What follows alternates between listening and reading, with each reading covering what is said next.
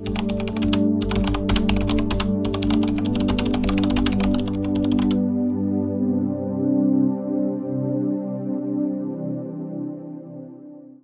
pagdating sa aming video kung saan tuklasin natin ang 8 isda na dapat iwasan ng lubusan. Hindi lihim na ang omega-negatibo 3 fatty acids, protina, at mga mahahalagang bitamina at mineral ay bumubuo sa isang malakas na tambalang nagpapalusog sa puso at tinitiyak na maayos ang paggana ng ating katawan. Pero sandali muna bago kayo kumain. Ang totoo, hindi lahat ng isda sa malawak na karagatan ay kapaki-pakinabang para sa atin. Ang pagpili ng walang pag-iingat ay maaaring gawing panganib sa kalusugan ang isang pagkain na inihanda para palakasin ang ating katawan.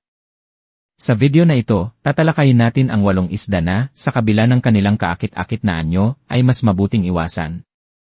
Narito ang isang bagay na magpapasigla sa inyong pagkamausisa. Narinig nyo na ba ang isang isda na kayang abutin ang katangi-tanging edad na 150 taon at karaniwang makikita sa mga menu ng maraming restaurant? Bagamat kamangha-mangha ang haba ng buhay nito, hindi ito maganda para sa inyong kalusugan. Ang mahabang buhay ay nagbibigay daan sa isda na mag-ipon ng malaking halaga ng mga lason. Ang pagkonsumo ng mga lason na ito ay maaaring magdulot ng masamang epekto sa ating kalusugan, lalo na sa paggana ng utak. Pero bago tayo magsimula, sabihin mo sa akin sa comments, ilang taon ka na at saan ka nanonood? Sinasagot namin ang bawat isa at maaari kang humingi ng tulong kung kailangan mo. Nandito kami upang bigyan kayo ng kaalamang kailangan nyo para sa isang mas malusog at masiglang buhay. Isda bilang 8. King mackerel o tanigi. Nagsisimula sa bilang 8 sa aming listahan ang king mackerel. Sa iba't ibang uri ng mackerel na makikita sa hapagkainan, ang king mackerel ang isa na dapat pag-ingatan. Pero ano ba ang dahilan kung bakit ito nakikilala sa mga negatibong paraan? Ang sagot ay nasa mercury, isang nakakalasong metal na matatagpuan sa alalahaning dami sa king mackerel. Ang pag-inom ng mataas na antas ng mercury ay maaaring magdulot ng maraming problema sa kalusugan, kabilang ang mga neurological na issue, posibleng pinsala sa bato, at mga hamon sa pag-unlad ng mga bata. Bakit mas maraming mercury ang king mackerel kaysa sa iba nitong kamag-anak? Dahil mas mataas ito sa food chain, ang king mackerel ay kumakain ng mas maliliit na isda, na nagdudulot ng mas mataas na akumulasyon ng mga lason tulad ng isibira sa kanilang sistema. Kahit na ang mga kemikal na ipinagbawal noon ay maaaring manatili sa ating mga ecosystem at tuluyang maipon sa mga predatoryong isdang ito. Gayunpaman, mahalagang huwag isantabi ang lahat ng mackerel, ang king mackerel lamang ang dapat pagdudahan. Ang ibang miyembro ng pamilya ng mackerel, tulad ng Atlantic mackerel at Aka mackerel, ay mas malinis at mas malusog. Ang mga uri na ito ay kilala sa kanilang mababang mercury content at sagana sa omega-negatibo 3 fats na kilalang lumalaban sa pamamaga. Talagang magandang opsyon ang Atlantic at Aka mackerel para sa mga gustong masiyahan sa seafood ng walang panganib sa kalusugan. Isda bilang 7. Orange rohi o isdang may pulang kulay. Pumapasok sa bilang 7 ang orange rohi, na kilala rin bilang slimehead. Ang isdang ito ay may kamangha-manghang haba ng buhay na aabot sa 150 taon at karaniwang nagiging mature lamang sa edad na 30 taon. Ano ang ibig sabihin nito para sa inyong plato? Malaki ang posibilidad na ang orange rohi na nasa inyong hapag ay ilang dekada na ang edad. Pero ito ang problema, sa ganoong kahabang buhay, ang orange rohi ay nag-ipon ng iba't ibang uri ng lason sa buong buhay nito. Hindi lamang mercury ang dapat ikabahala, kundi pati na rin ang iba pang nakakapinsalang kemikal na laganap sa ating karagatan. Isang pag-aaral noong 2004 ang nagbigay liwanag sa isyung ito, kung saan sinuri ang mga orange rohi na may edad mula 1 hanggang 139 taon. Ang resulta ay nagpakita ng nakababahalang antas ng mercury, arsenic, cadmium, at lead sa mga isda. Ang mga heavy metal na ito ay kilala sa kanilang nakakalason na epekto kapag kinain ng tao. Ang mga metal na ito ay hindi lamang dumadaan sa katawan, naiipon ang mga ito sa mga fatty tissue, na nagdudulot ng iba't ibang problema sa kalusugan tulad ng pamamaga, paghina ng cellular function, pagkapagod, mga kognitibong suliranin, depresyon, at mas mataas na panganib sa sakit sa puso dahil sa pamamaga ng mga arterya. Kapansin-pansin, ang pag-aaral ay nagpakita na ang mga lalaking orange rohi ay may mas mataas na antas ng mga lason kumpara sa mga babae, posibleng dahil ang mga babae ay naglalabas ng ilang toxins sa panahon ng paglaki ng itlog. Pero hindi nagtatapos dito ang mga alalahanin.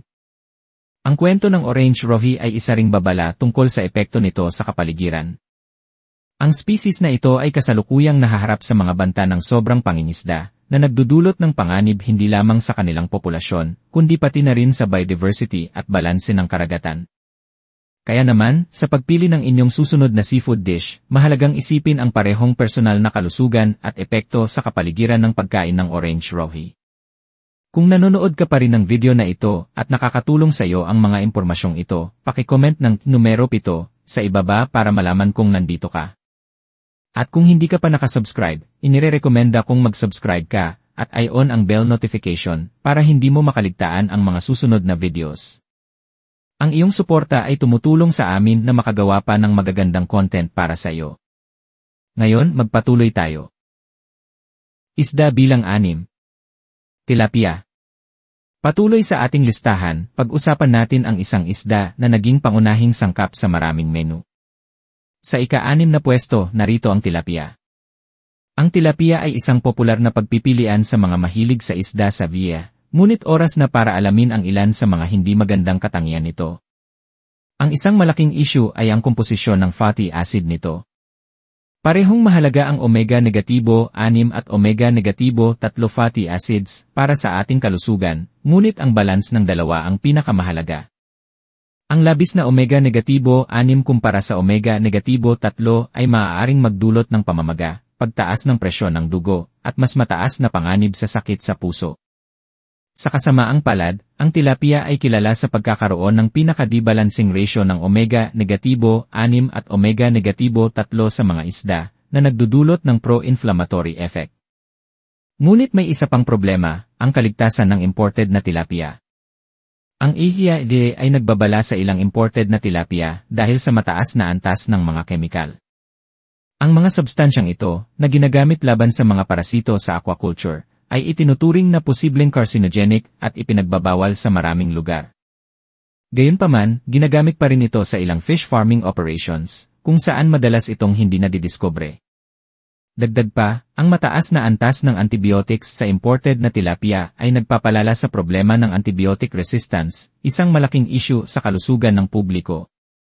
Sa pagsasaalang-alang ng mga puntong ito, maaaring oras na para suriin muli ang reputasyon ng tilapia bilang isang malusog na pagpipiliang seafood.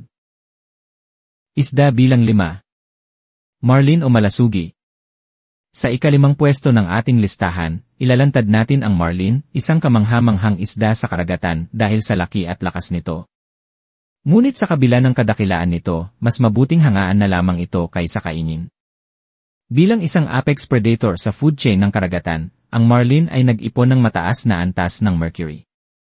Ang metal na ito, na isang malakas na neurotoxin, ay pumapasok sa marine ecosystem sa pamamagitan ng natural na proseso at gawain ng tao. Dahil sa dynamics ng food chain, mas mataas ang konsentrasyon ng mercury sa malalaki at matagal na bubuhay na isda tulad ng marlin dahil kumakain sila ng maliliit na isda na may taglay na mercury. Bagamat ang paminsan-minsang pagkain ng isda ay maaaring magdulot ng mababang exposure sa mercury, ang panganib ay tumataas sa regular na pagkonsumo nito. Maaari itong magdulot ng neurological issues, cognitive impairments, problema sa paningin at pandinig, sakit sa bato, at mas mataas na panganib sa sakit sa puso. Ang diet at mahabang lifespan ng marlin, kasama ang kawalan ng natural na predator, ay nagdudulot ng mataas na mercury concentration. Dahil dito, ang marlin ay lalong mapanganib para sa lahat, lalo na sa mga buntis, dahil ang mercury ay maaaring maipasa sa gatas ng ina, na naglalagay sa neurological development ng sanggol sa panganib. Ayon sa isang pag-aaral mula sa Harvard Center for Risk Analysis, ang prenatal exposure sa methylmercury ay naugnay sa pagbaba ng E. Iba pang pag-aaral ay nag-ulat ng neurological test score deficits sa mga bata dahil sa mercury exposure. Kaya, sa kabila ng kahanga-hangang anyo ng marlin, mas ligtas na pumili ng ibang isda na may mas mababang mercury level para sa kalusugan. Kung nanonood ka pa rin ng video na ito at nakakatulong sa iyo ang mga impormasyong ito, paki-comment ng numero 5 sa ibaba para malaman kung nandito ka. At kung hindi ka pa nakasubscribe, inirerekomenda kong mag-subscribe ka at i-on ang bell notification para hindi mo makaligtaan ang mga susunod na videos. Ang iyong suporta ay tumutulong sa amin na makagawa pa ng magagandang content para sa iyo. Ngayon, magpatuloy tayo. Isda bilang 4. Igat o eel. Sa ika-4 na pwesto, ating tatalakayin ang igat, isang popular na sangkap sa maraming sushi dish.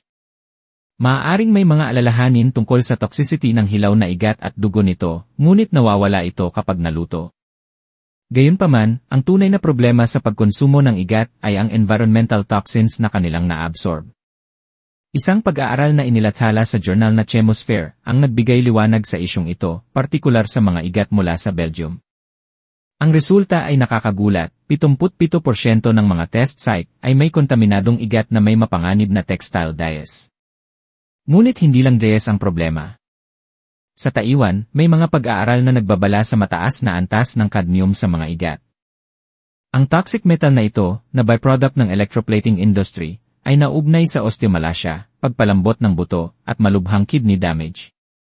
Bukod pa rito, may mga pag-aaral din na nakapagtala ng presence ng flame retardants at plasticizers sa mga igat na kinokonsumo ng tao, na nagdaragdag sa mga alalahanin sa kalusugan. Dagdag pa rito, may malaking issue sa sustainability, ang populasyon ng igat sa buong mundo ay mabilis na bumababa, at maraming species ang nasa bingit ng pagkalipol. Ito ay dahil sa overfishing, pagkasira ng tirahan, at mataas na demand sa mga pagkaing may igat, lalo na sa sushi. Ang ilang species ng igat, tulad ng European eel, ay protektado na ng international conservation laws. Gayunpaman, nabigo ang mga attempt sa artificial breeding na nagpapataas pa ng alarma sa kanilang pagkaubos. Sa gitna ng mga isyong ito, ang pag-iwas sa igat bilang pagpipili ang pagkain ay tila isang matalinong desisyon. Pagkatapos ng lahat, marami pang mas ligtas at sustainable na seafood options ang karagatan. Isda bilang 3. Cream dory o basa. Pumapasok sa 2 pwesto sa ating listahan ang basa, isang uri ng catfish na matatagpuan sa Timog Silangang Asya at naging paborito sa buong mundo dahil sa masarap nitong lasa at abot-kayang presyo. Subalit, may mas malalim na kwento ang basa, lalo na pagdating sa paraan ng pag-aalaga nito sa rehiyon ng Mekong River sa Vietnam. Ang Mekong Delta, ang sentro ng pag-aalaga ng basa, ay kasama sa mga lugar kung saan maaaring kompromisado ang kalidad ng isda dahil sa mga pamamaraan ng pagsasaka. Ang masikip na kondisyon ng mga palaisdaan, kasama ang hindi magandang kalidad ng tubig, ay nagdudulot ng mas mataas na panganib ng mga sakit sa isda. Dahil dito, gumagamit ang mga magsasaka ng iba't ibang kemikal at gamot upang maiwasan ang mga impeksyon at parasito. Ngunit hindi nagtatapos doon ang kwento. Ang mga kemikal na ito ay nananatili at naipon sa tissue ng isda sa paglipas ng panahon. Ang akumulasyong ito ay maaaring magdulot ng panganib sa kalusugan ng mga consumer, kabilang ang pagtaas ng resistensya sa antibiotics, mga problemang neurological dahil sa pesticide residues, at mas mataas na tsansa ng foodborne diseases. Isang pag-aaral noong 2016 na ang nagdagdag ng pangamba sa isyung ito, na nagpapakita na malaking bahagi ng basa na iniluluwas sa mga bansang Europeo ay may Vibrio bacteria, mga 70–80%. Bukod pa rito, halos 30% ng mga isdang ito ay kontaminado ng Coagulase-positive Staphylococcus, staph, bacteria, na maaaring magdulot ng malalang gastroenteritis. Ang ganitong mataas na antas ng kontaminasyon ay nagpapakita na dapat maging maingat ang mga consumer sa pagpili ng basa. Isda bilang 2. Mga isda sa bahura o panganib ng ciguatera poisoning. Pumapangalawa sa ating listahan ang mga isdang naninirahan sa mga tropikal na bahura at maiinit na tubig, kahit sila'y gumagala sa magagandang dalampasigan, may dala silang panganib na hindi nakikita ng mata, ang ciguatera poisoning. Ang banta na ito ay laganap sa maiinit na turkesang tubig ng Caribbean, Pacific Islands, Indian Ocean, at Gulf of Mexico. Ang panganib ay hindi nagmumula sa mga anino kundi sa mismong ekosistema, partikular sa mga ciguatoxins.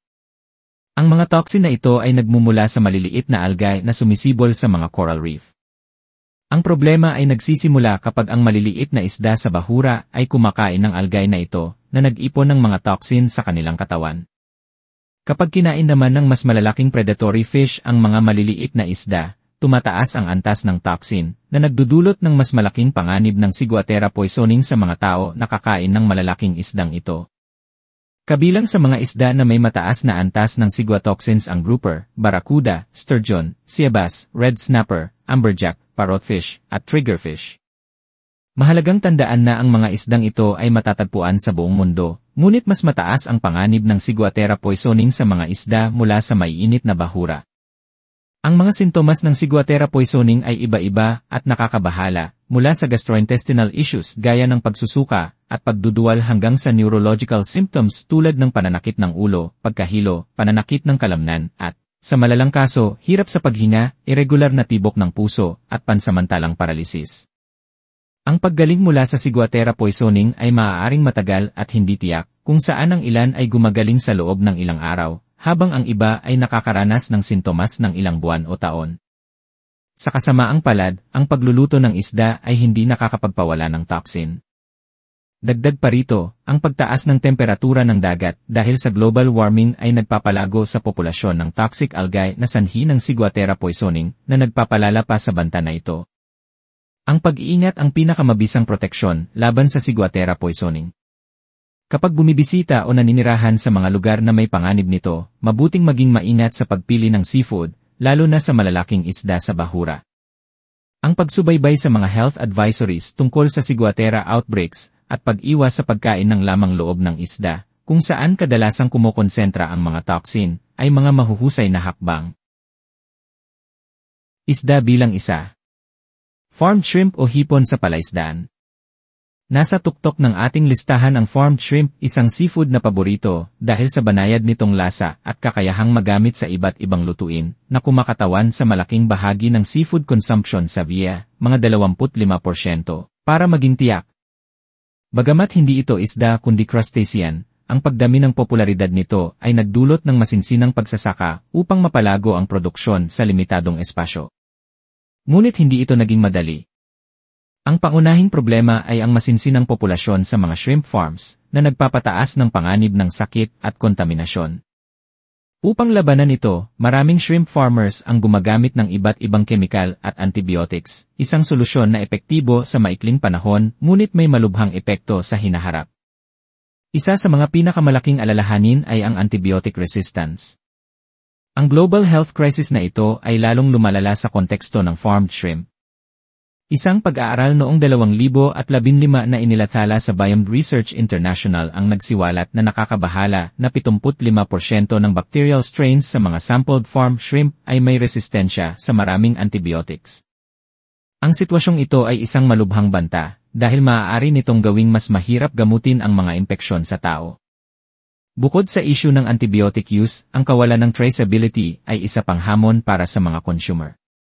Kapag bumibili ng shrimp, madalas na mahirap malaman kung saan ito nagmula o kung paano ito inalagaan.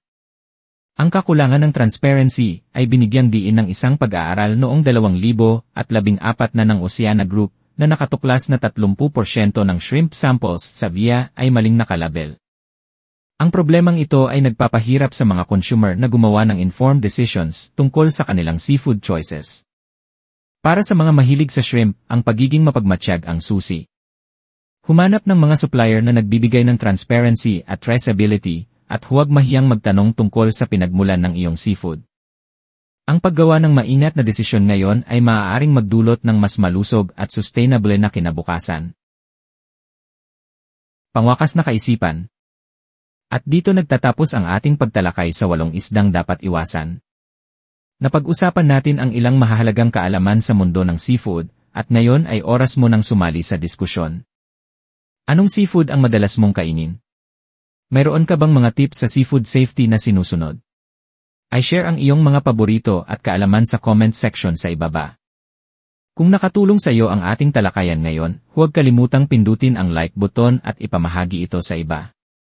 Ang pag-subscribe sa aming channel at pag-activate ng notification bell ay tiyak na magpapanatili sa iyong updated sa aming mga bagong eksplorasyon sa iba't ibang paksa. Layunin naming bumuo ng isang komunidad na may malalim na kaalaman at pagmamahal sa kalusugan at kagalingan. Salamat sa panonood at narito ang pagbati para sa iyong kalusugan at kaligayahan.